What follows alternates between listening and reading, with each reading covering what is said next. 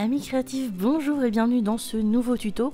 Aujourd'hui, je vous propose de revoir une technique très classique et très traditionnelle de la pâte polymère, le mica shift. C'est une technique qui va nous permettre d'utiliser les pâtes pleines de mica comme les nouvelles cernites métalliques et faire un effet un petit peu de 3D, de volume. Et on va tester cette technique-là avec un beau dégradé.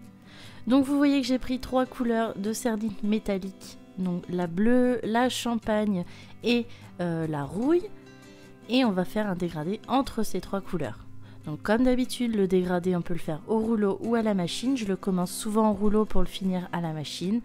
La technique simple, je fais 3 cônes et je les assemble tête bêche, et ensuite on va faire la technique du replier sur lui-même, passer à la machine, replier, toujours dans le même sens, et ça va nous permettre en même temps de créer le dégradé, mais aussi d'aligner les particules de mica, et c'est très important quand on veut faire un mica shift.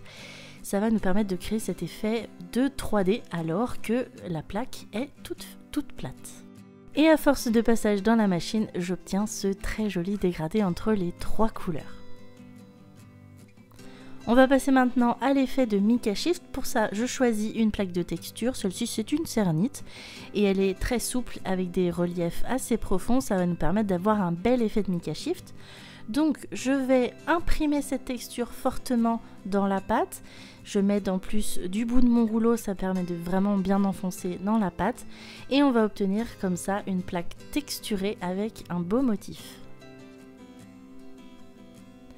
Maintenant, je prends une lame fine et très coupante, très aiguisée, la souple ou la rigide, mais il faut qu'elle soit fine. Et je vais scalper tous les reliefs qu'il y a sur notre plaque. Et vous voyez la magie du mica shift qui apparaît. En fait, les motifs restent imprimés en créant cet effet de relief alors que pourtant la plaque est redevenue plate. Et je vais scalper comme ça toute ma plaque, tous les petits reliefs. Je ne vais pas trop en profondeur, sinon justement les motifs ils vont se flouter et disparaître, mais je prends vraiment les quelques centièmes de millimètres à la surface. Et une fois que j'ai terminé, j'ai bien lissé avec le doigt et avec mon rouleau, et vous voyez, on a une plaque qui garde un motif avec un effet 3D vraiment très beau. C'est tout le principe du mica shift.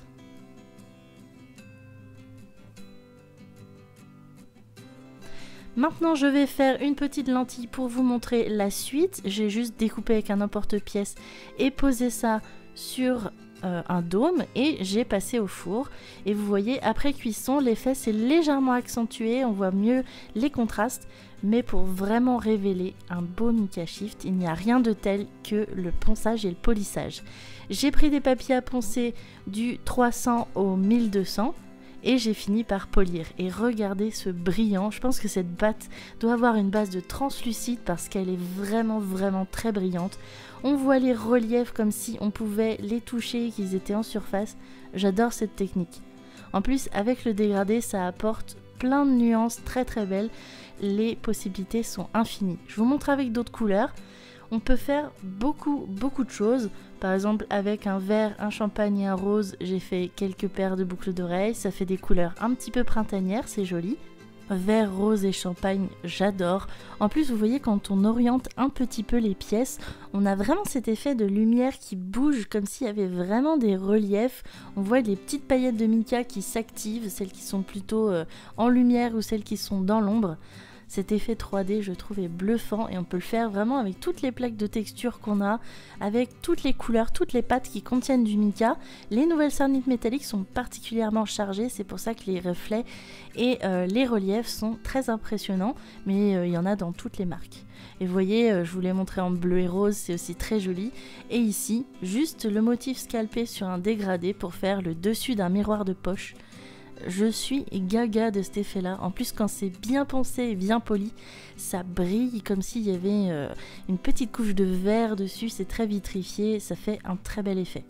Donc vous voyez, c'est une technique qui est assez simple à aborder. Il suffit de savoir faire un dégradé et d'avoir quelques plaques de texture, s'entraîner un petit peu au scalpage et on a ce magnifique effet. Voilà, j'espère que ce tuto un petit peu rappel des bases vous aura plu. Comme d'habitude, j'attends de lire vos réactions, n'oubliez pas le petit pouce et on se retrouve très bientôt. Allez, ciao!